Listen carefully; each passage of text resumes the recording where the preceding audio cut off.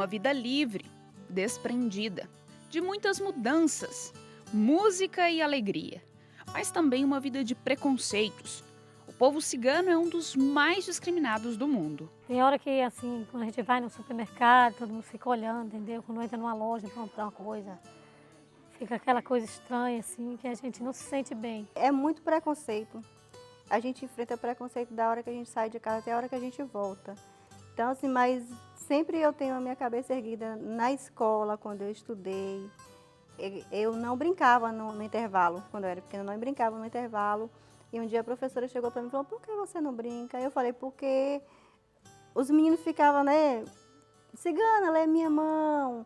E a minha mochila, por exemplo, eu colocava nas costas, eu levava minha mochila para onde ia, porque tudo que sumia na escola, eles já tá na bolsa da cigana. Então eu já saía com a minha bolsa porque eu tinha medo que alguém colocasse alguma coisa na minha bolsa por malvadeza e dissesse que falasse que foi ela que pegou. Apesar de ser cidadão brasileiro, exerce sua cidadania, ele vota, tem seus documentos, mas todo lugar que você chega é cigano, não conheço, não sei de onde vem, para onde vai, e muitos não dão importância para saber quem é e nem quem não é, para saber quem é a gente.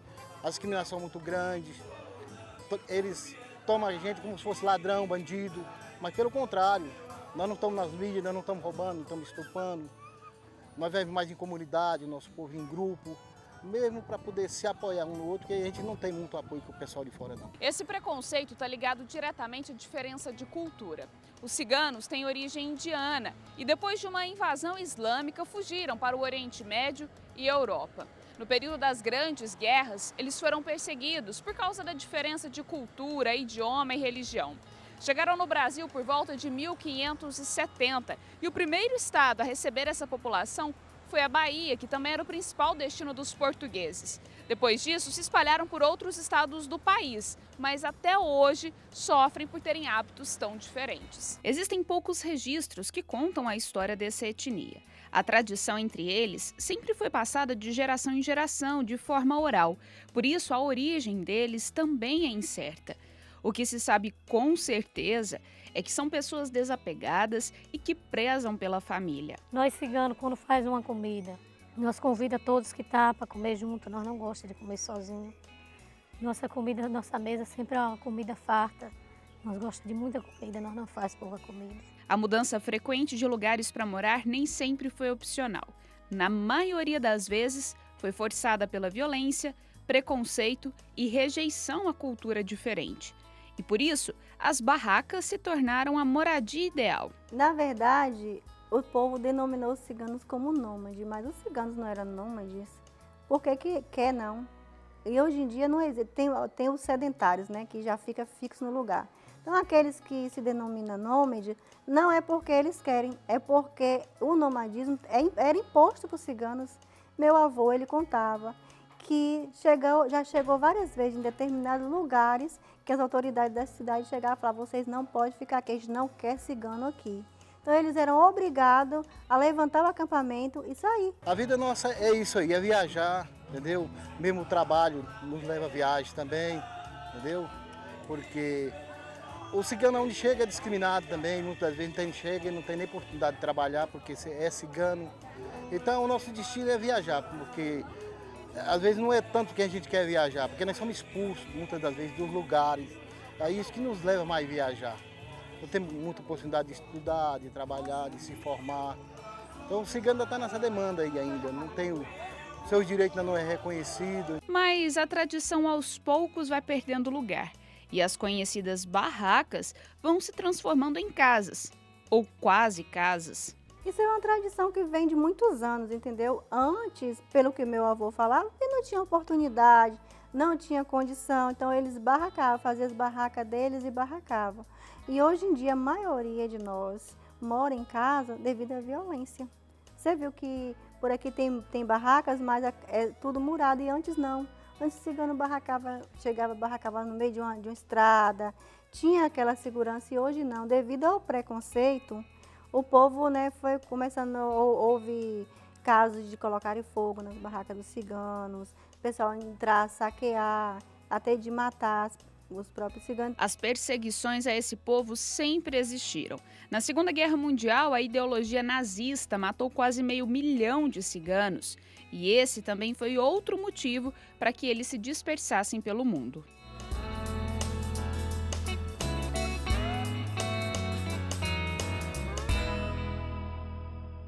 As ciganas, por anos, foram vistas como feiticeiras ou bruxas. Inclusive, muitas foram perseguidas e queimadas em fogueiras na época da Inquisição. Por causa do colorido das roupas, da língua tão diferente e das músicas, essa população foi se fechando cada vez mais no seu próprio grupo. Dessa forma, a tradição foi se enraizando. Por isso, os costumes são levados à risca, desde os mais velhos até os mais novos. As mulheres só podem utilizar vestidos.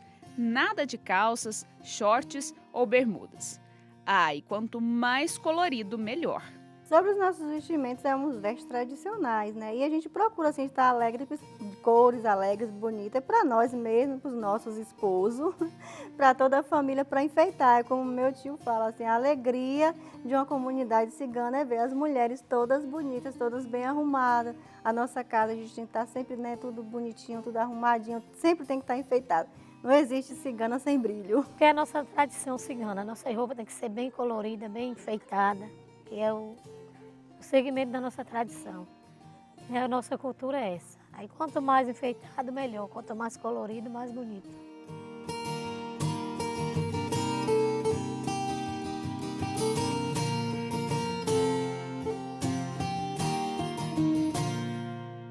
Em algumas comunidades, as próprias ciganas confeccionam os vestidos.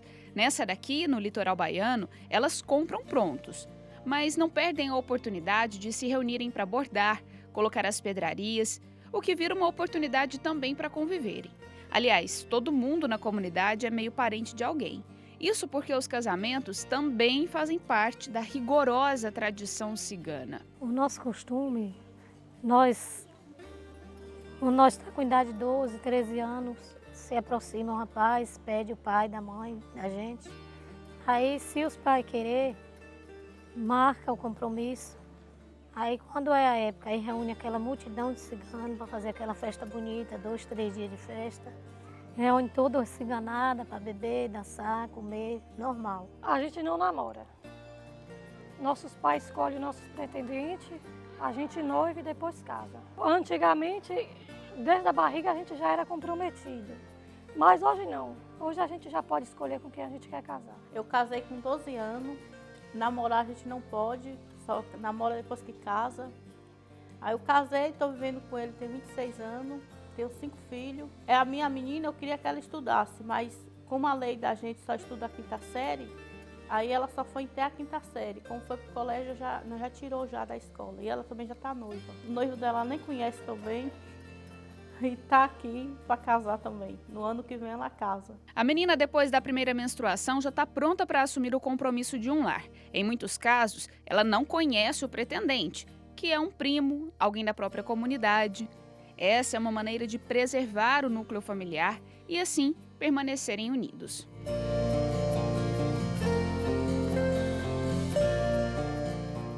Por se casarem ainda muito jovens, na lei dos ciganos, as mulheres só estudam até os 12 anos. Depois disso, saem da escola.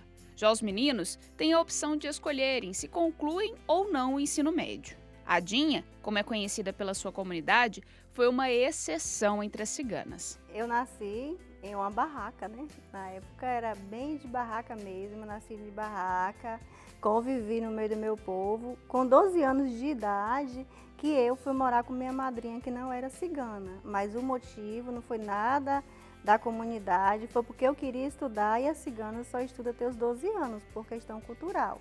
Aí eu convivi com minha madrinha um tempo, mas mesmo assim ela morava perto da comunidade, meu avô morava em fazenda nessa época e tinha uma comunidade na rua, então eu não deixei de viver a minha cultura. Ela é bisneta de uma cigana que veio da Romênia e neta de uma indiana. A avó ficou presa em um campo de concentração da Alemanha durante a Segunda Guerra Mundial e a bisavó foi queimada na fogueira da Inquisição. A Dinha decidiu que queria um futuro diferente. Estudou e o conhecimento que conseguiu é utilizado inclusive para o benefício da própria comunidade. Se engajou nas causas sociais em busca da melhoria de vida para o seu povo. Eu quero muito ver homens ciganos trabalhando, um trabalho mesmo formal, não informal, porque eles são obrigados a trabalhar informal porque não tem oportunidade. Eu gostaria de ver mulheres ciganas trabalhando em uma farmácia, em uma loja, como eu trabalho ali na prefeitura. Boa parte da renda das famílias ciganas vem do trabalho das mulheres. Algumas fazem os crochês, bordados, panos de prato, saem às ruas para vender e aí essa renda contribui para as famílias. Um exemplo é a Daiane, que faz os panos de prato para poder também ter alguma renda para casa, né? Queria que você me falasse um pouquinho dos seus panos de prato, como que você faz?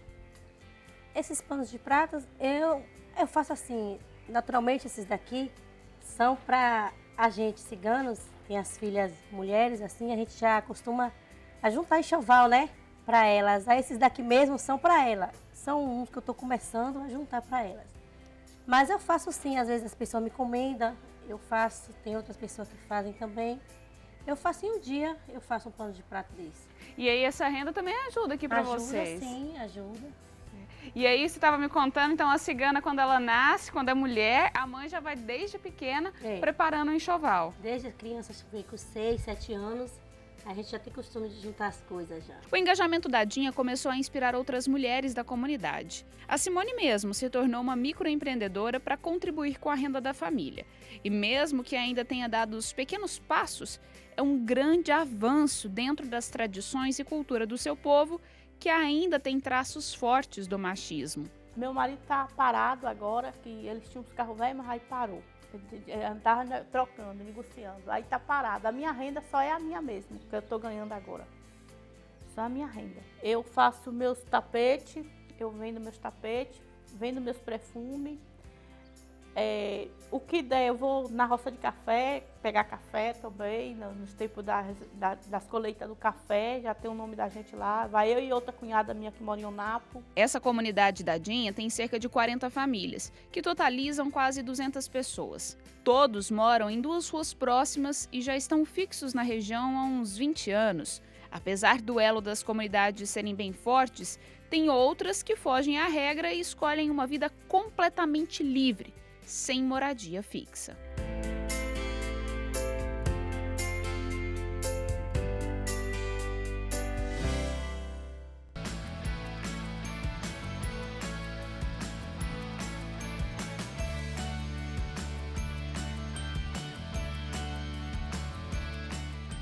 Enquanto muitas comunidades ao longo dos anos foram se estabelecendo em certas regiões do país, algumas famílias quiseram de fato seguir pela estrada e não criar raízes. É o caso da família Piemonte. Aqui todo mundo está ligado à música. Uma filha dança, a outra canta, e assim a família segue pelo caminho da arte. A música faz parte do sangue do povo cigano. Não tem uma comunidade que não tenha um cantor, sabe? Todos têm. Eu acho que é um dom que Deus me deu, e me deu o privilégio de dar os 5 filhos, depois mais 2 netos que eu crio, todos cantores. A música cigana foi um resgate do nosso povo quando nós saímos do norte da Índia, que nós fomos expulsos para a Europa de modo geral. A gente chegou à Espanha, chegou em Portugal, Itália e assim, França, né? E assim por diante. E existia já o flamenco, né?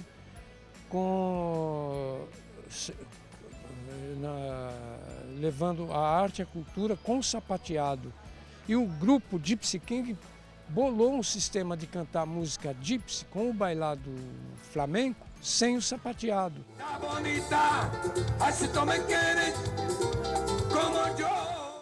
E com esse ritmo bem característico da música cigana, as letras passaram a traduzir a real vida cigana. Falamos muito do nosso povo, né? Muito do nosso povo. Falamos de amor, né? O carinho que a gente tem pelas mulheres, né? Nós homens, né? Então, e o respeito, né? Acima de tudo, né? Então, as letras é muito legal. Basta você parar para prestar atenção nas letras, você vai entender. A família Piemonte viaja o Brasil todo, levando conhecimento da cultura cigana.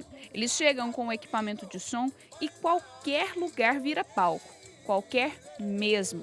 Entretanto, quando as apresentações são em lugares públicos, as reações são as mais diferentes possíveis. Tem gente que se benze, né? Mas quando as mulheres chegam, que é o problema. As mulheres chegou aí com as vestes, aí depois eu me troco também de Sandro Rosa Madaleno, aí eles ficam... Tem alguns que olham torto, né? Não aceita muito não. E cigano, ladrão de galinha, de criancinha, mula sem cabeça, saci pererê e outras lendas mais, né? Não é só a escolha artística que diferencia essa família de outras comunidades ciganas. A Bárbara, filha da Maura e do Carlos Calon, casou-se com um homem não cigano, uma verdadeira exceção nessa cultura. Terminei o colégio à distância e depois eu falei para minha mãe, quero fazer faculdade. Resolvi, encasquetei que queria fazer faculdade. E aí entrei para a faculdade de Direito, comecei, fiz o primeiro semestre e aí nisso eu conheci o meu marido. A gente fazia parte de grupos de estudos e aí a gente acabou se conhecendo, gostando das mesmas coisas. Meu marido também é professor de dança. A gente se conheceu na faculdade de Direito, né? Ambos estávamos fazendo faculdade de Direito, só que até então ela não mostrava que era cigana nem nada, então a gente tinha um convívio normal, né? Não que seja normal depois que ela tenha falado, mas a gente se conheceu lá. Aí fomos montando grupos de estudos, fomos ficando amigos, gostávamos de muitas coisas em comum e aí a gente começou a namorar. Mas é claro que no começo ninguém sabia que a Bárbara era cigana, nem a família do William. Foi assim, uma surpresa, eu falei assim, nossa, cigana, William? Daí a minha mãe sempre me falava assim, olha, cuidado com o cigano, né? Minha mãe sempre falava. Então aí a gente conheceu a Bárbara e foi muito bom. Sabe assim, a gente aceitou, todo mundo aceitou de boa, né? A gente aprende tudo com eles, né? Assim, a gente tá o dia a dia, todo dia junto, né? Então é a correria deles, né? Cada dia uma coisa a gente vai descobrindo, né? Eu pedi para que não contasse ainda até eles aceitarem a ideia, porque é uma família diferente, eles têm uma religião um pouco mais restrita. E aí eu falei, bom, vamos esperar um pouquinho, enquanto isso vamos deixar eles simpatizarem comigo. Foi meio difícil, mas depois que o Guilherme nasceu, todo mundo aceitou. Eu acho que a parte dos ciganos, para quem não é cigano, é mais fácil a aceitação de quem não é cigano para um cigano. Então, porque as pessoas são condicionadas a ter um preconceito muito grande. Ninguém se dispõe a conhecer a cultura, ninguém se preocupa em saber como o pessoal vive, acha que é tudo um bicho de 7 cabeças. É muito condicionado ao que a mídia passa, é complicado. Já dos ciganos pra gente que não é, eles querem acolher. Para eles é festa, é bacana ter bastante gente em volta, é bacana tudo. Então, para eu fazer parte, né, da família, assim, como toda família normal, né, ela é a moça da casa, então o pai coruja é normal. O namoro virou casamento e logo veio o primeiro filho. O casamento não cigano foi ensinando que mesmo em culturas diferentes, a convivência leva ao aprendizado. Uma coisa que pra gente que não é, que foge bastante, que assim, todo mundo que não é cigano, ele é condicionado a viver totalmente regrado, né? Eu tenho hora tenho que trabalhar, tenho hora para fazer isso, tenho hora para fazer aquilo. Já o povo da cultura cigana, eles têm um compromisso com eles. E eu acho que é por isso que eles vivem super tranquilos, assim, não tem... vamos colocar assim, não que não tenha preocupação, só que é mais tranquilo, entendeu? O dia a dia. Porque eles trabalham com cultura, trabalham com música, trabalham com arte. Eles são a sua ferramenta de trabalho, né? Não são como as pessoas não ciganas. Eu tenho muito orgulho disso, bastante. Bastante porque é uma cultura diferente, é uma cultura rica e é o que me torna diferente das outras pessoas, é o que me torna mais rica, não financeiramente, mas sim de caráter, de moral, me enriquece.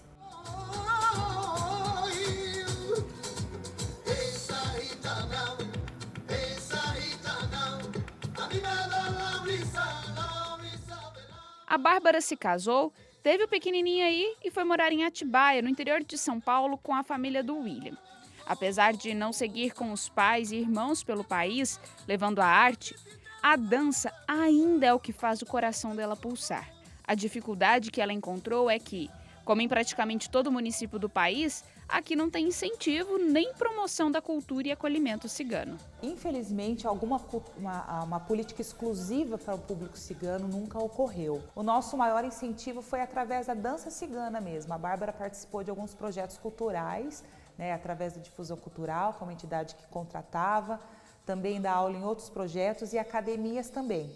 E a gente observa que através do trabalho dela, né, a dança cigana em Atibaia ficou muito conhecida. O incentivo para que os preconceitos possam ser quebrados tem que partir mesmo da Bárbara, que ainda hoje dá aulas na cidade.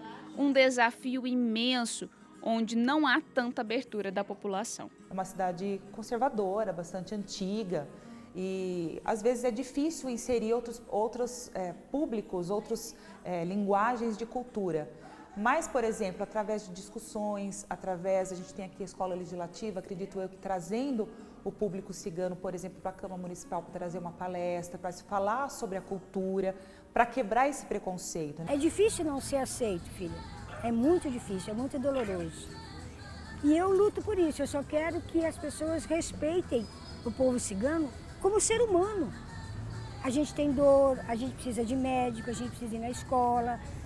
Tudo a gente precisa, igual a qualquer cidadão brasileiro. O racismo é muito forte em cima do povo cigano, o preconceito também, muito forte. O povo indígena tem a FUNAI, entendeu? O povo negro está bem unido, bem fortalecido e os ciganos continuam à deriva.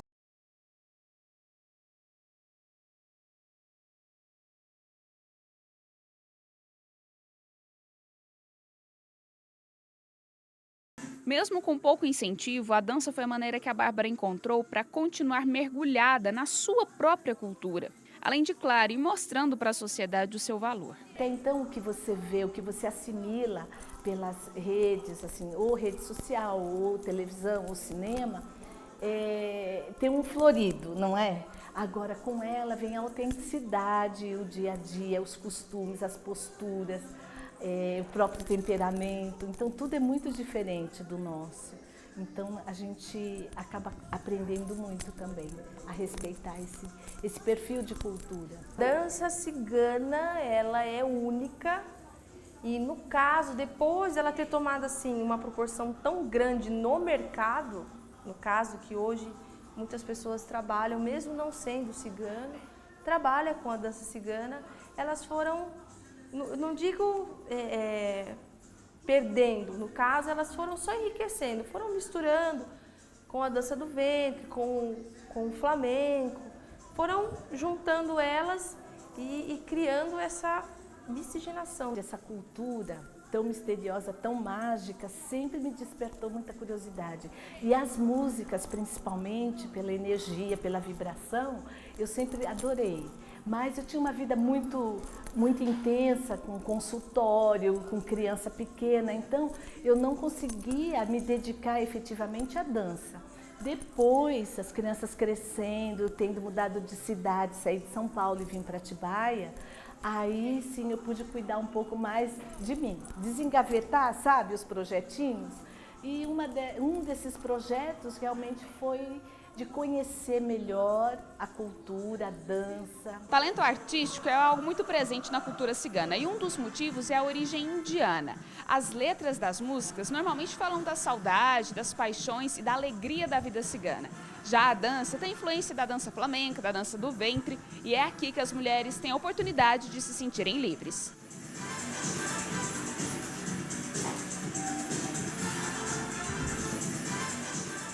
A dança cigana ela influencia muito na autoestima da mulher.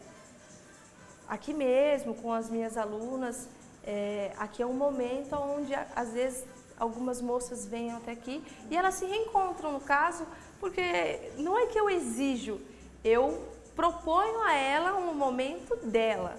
No caso, usar uma maquiagem, colocar uma roupa bonita, colocar as bijuterias, as joias até mesmo, e vir e usar para ela. Então ela dá a coreografia, que é uma forma de educar, de conduzir os movimentos, os giros e tal, Mas depois, o que é muito marcante, pelo menos nas aulas da Bárbara, é que tem o solo. Então, cada uma vai tentar despertar com todas as dificuldades, mas aquilo que te toca a música, sabe? Então, ela fala assim, a aluna minha não fica presa na gaiola.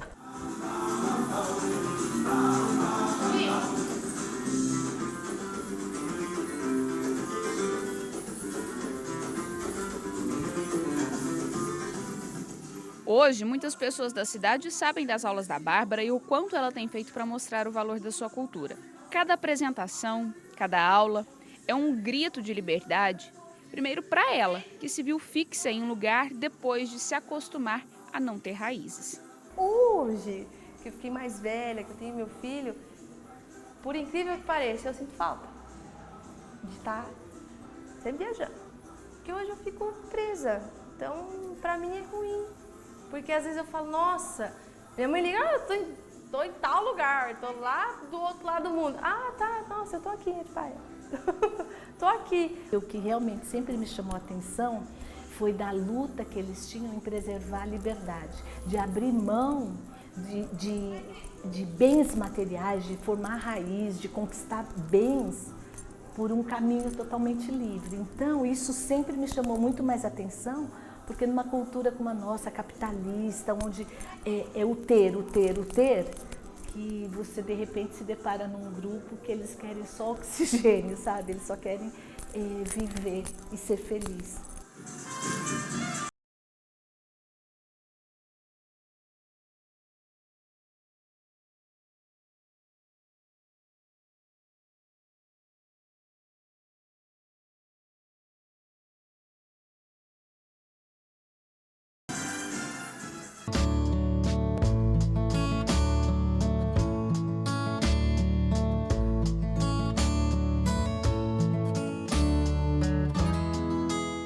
O número atual de ciganos no Brasil ainda é incerto. Entre os fatores para a imprecisão de dados estão a falta de políticas públicas específicas para essa população, além dos próprios ciganos se mudarem constantemente. Entretanto, as pesquisas realizadas pelo Instituto Brasileiro de Geografia e Estatística apontou que vivem no país de 600 a 800 mil ciganos, mas as comunidades acreditam que esse número seja ainda muito maior. De acordo com o IBGE, dos 5.570 municípios entrevistados, apenas 195 declararam executar programas e ações para ciganos. 337 municípios confirmaram a existência de acampamentos. A região do Brasil que mais abriga comunidades ciganas é o Nordeste, com registro em 1.794 municípios, seguida da Sudeste, com 1.668 municípios. Região Sul tem registro de ciganos em 1.191 municípios. As regiões com menor número de acampamentos são o Centro-Oeste e Norte. E apesar de serem em muitos, existem segmentos diferentes. Cigano é uma etnia que se divide em alguns segmentos. No Brasil nós temos os Rons, Calons, que é do meu segmento, e os Rons se dividem em dois subgrupos, Caldeiraço e Matiuano.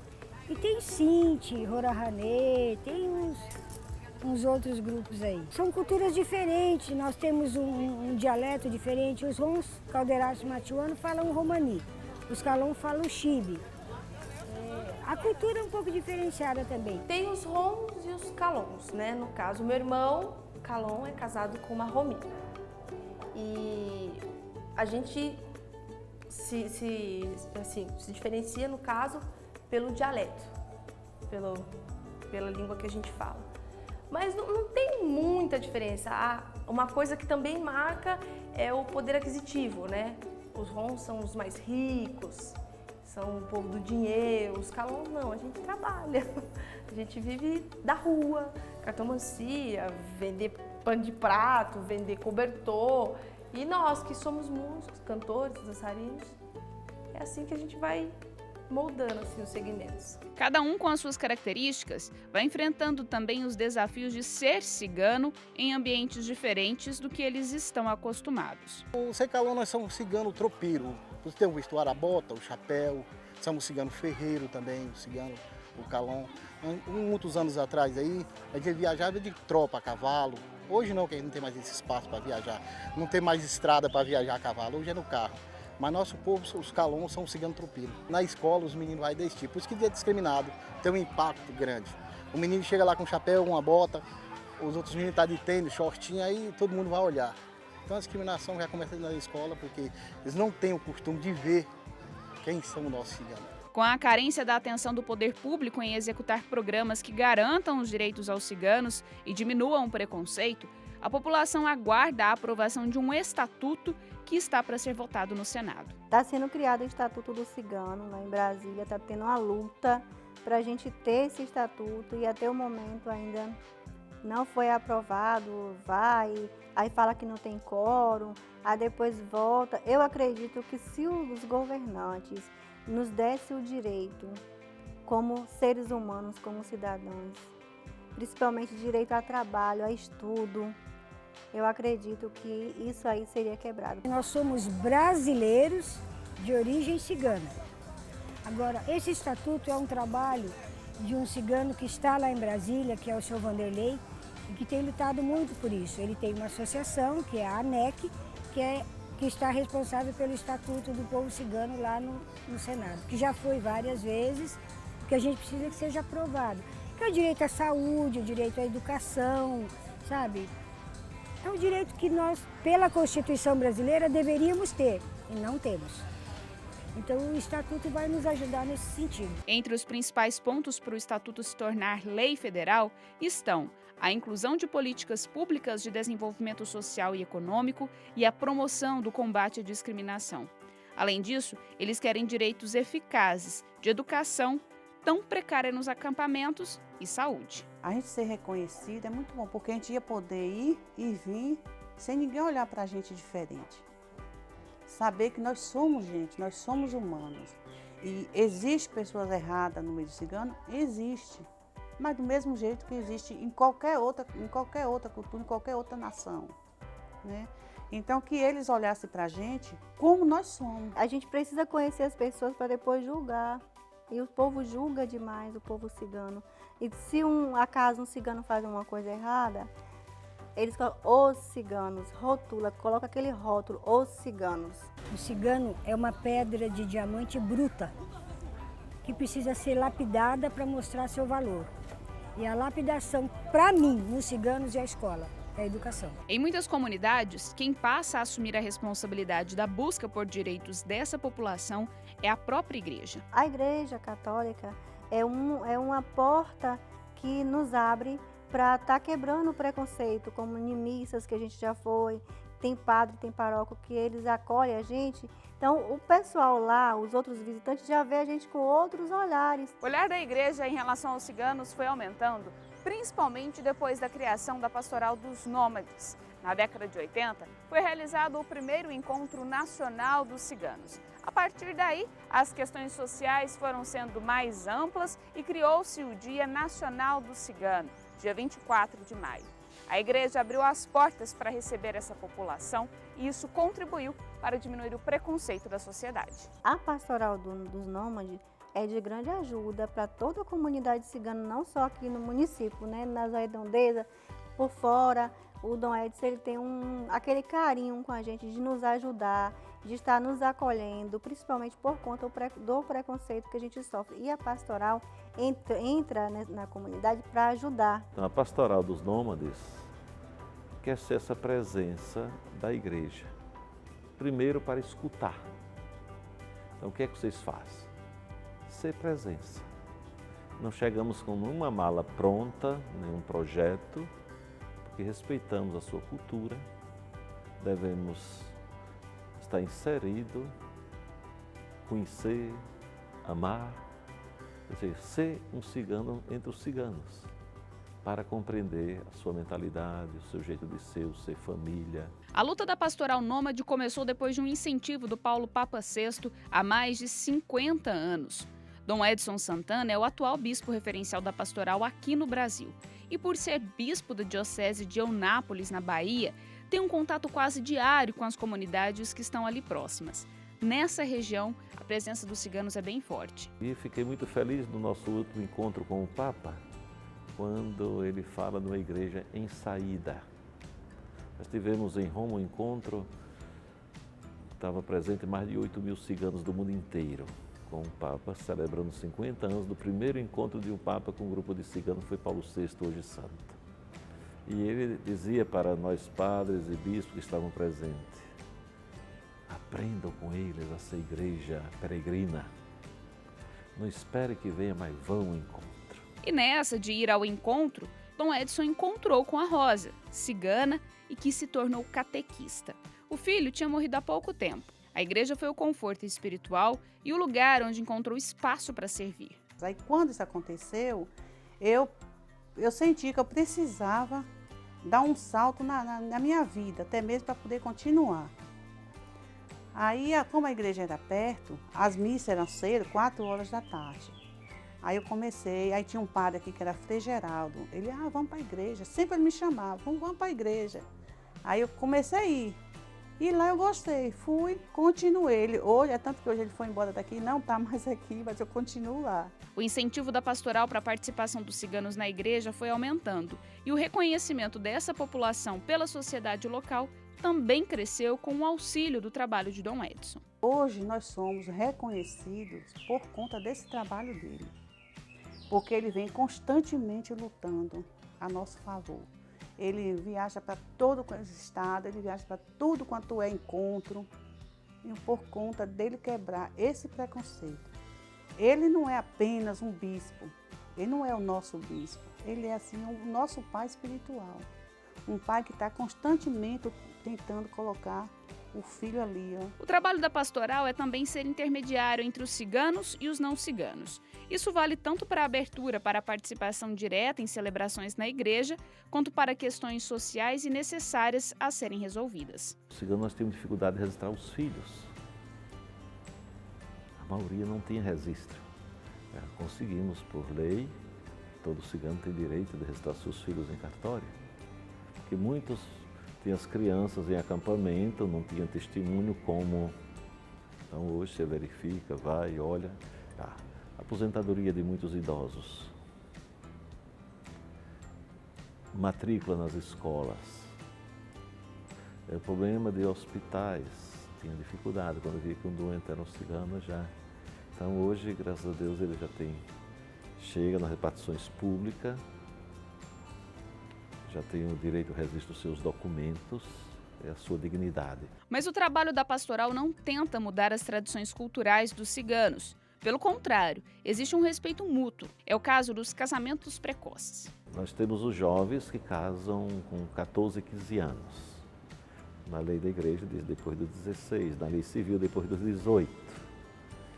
E tem um canonista que, lendo o próprio direito canônico, nos autoriza eles casaram com essa idade. Primeiro é um pacto entre famílias. Depois, quando nós nos casamos, cada um forma a sua família longe dos pais. Eles casam e continuam sendo família. Está em torno do mais velho. Para perceber, nesses acampamentos, tem a figura do mais velho, onde são casados, têm sua casa, mas convivem. E a tão falada sorte lida na mão pelas ciganas também ganha uma explicação, assim como o ouro utilizado por eles. Eu diria que uma cigana que lê mão na rua é uma psicóloga de rua. Quem entrega a mão que está necessitando de uma palavra. E ela sempre escuta e diz uma palavra de estímulo, de confiança, que a pessoa sai tão feliz. E uma maneira dela também dizer para aquelas que o olham como rejeição, como suja, como ladrona, dizer: você diz tudo isso de mim, mas eu sou mais do que você, eu sei da tua vida, sei da tua sorte. Então é uma autoafirmação até como grupo. Uma cultura milenar. Quando nossos antepassados chegaram no Brasil, em 1574, era uma forma de você guardar o dinheiro. Se hoje nós já temos dificuldade para ser atendido dentro de um hospital, você imagina em 1574. Tinha-se o ouro na boca, porque se precisasse para uma doença ou até mesmo para uma morte, você tirava e vendia, porque é um metal que sempre teve muito valor, né? Tem até hoje.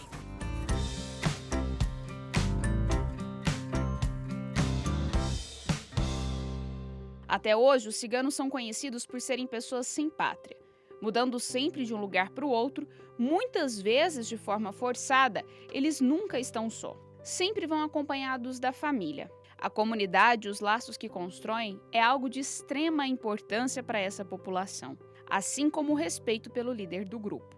O líder do grupo é o que trabalha mais. Não ganha nada, mas acaba ganhando o apoio dos companheiros, dos irmãos, todos. Mas o trabalho é grande, por a gente ter várias pessoas, muita gente, e nunca acaba. O trabalho do líder nunca acaba. Sempre tá ali trabalhando com o povo. E a escolha do sucessor é sempre de forma natural. É passado pela responsabilidade. Eu daqui para frente, quando eu for entregar, eu vou caçar alguém na família para entregar. Entendeu? Mas aí eu vou escolher aquela pessoa, igual eu fui escolhido pelo meu avô. Então eu vou escolher um neto, um filho, algum da família, aquela pessoa que tenha mais interesse, aquela pessoa que tenha mais responsabilidade para poder pegar o movimento. Não se torna cigano. Cigano, ele é cigano de pai e mãe. Tem mulheres que casam com cigano, mulheres não ciganas que casam com cigano, passam a viver a vida de um cigano. Elas passam a vestir os vestidos, tem que se adaptar à nossa vida, mas só que ela não é cigana de pai e mãe. O cigano é a pessoa responsável para garantir que se permaneçam organizados e que mostre o valor de estarem unidos, com os desafios milenares de ser quem eles são. O povo cigano, ele é um povo muito alegre, como você já viu, ele é um povo muito alegre, ele é um povo muito divertido. Por mais que a gente passe de tribulações, coisas, tristezas, a gente não quer deixar aquela coisa pegar a gente, entendeu? E a forma da gente dançar, ser feliz, ser alegre, então pra gente assim, é uma coisa muito boa. A dança nossa é a coisa mais rica que tem no nosso acampamento. É a nossa dança, é a nossa alegria, nossas roupas, a gente mesmo que fabrica nossas roupas, a gente mesmo corta, nós faz as rendas, prega do jeito que a gente gosta, entendeu? Então pra gente é uma coisa muito boa. Hoje eles têm para ensinar o ser família, o valor que eles dão à família. Cigano sem família não é cigano. O carinho que tem pela família, pelo esposo, os filhos. Primeiro passo. Segundo, o valor que eles dão ao sacramento do matrimônio. O cigano não entrega nunca sua filha para o matrimônio antes da bênção matrimonial. Eles veem como uma coisa de Deus, Deus que abençoe para começar a vida juntos. Tenho um orgulho muito grande de ser cigana. Queria muito poder passar o que é a cultura cigana para outras pessoas que não são ciganas. E para a gente aqui é um privilégio ter vocês aqui, vendo um pouco da nossa cultura, vendo um pouco do nosso trabalho, um pouco da nossa alegria. E assim, a gente ser cigano, cada dia é uma expectativa diferente, entendeu? Outro dia você está aqui, outro dia você está lá, assim, você não pode estar perdendo a crença da vida, né? Porque o que faz a gente viver são, cada dia que passa, cada perca para você, mais na frente é uma vitória, né? A gente perde hoje, mas ganha amanhã.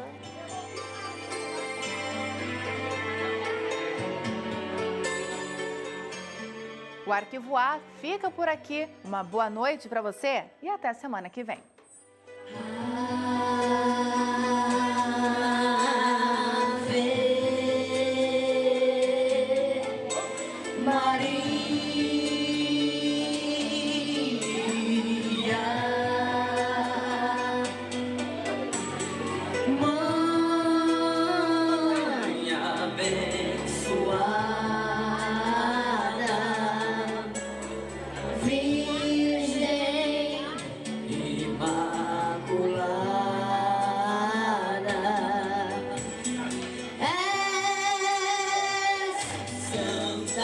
Semente.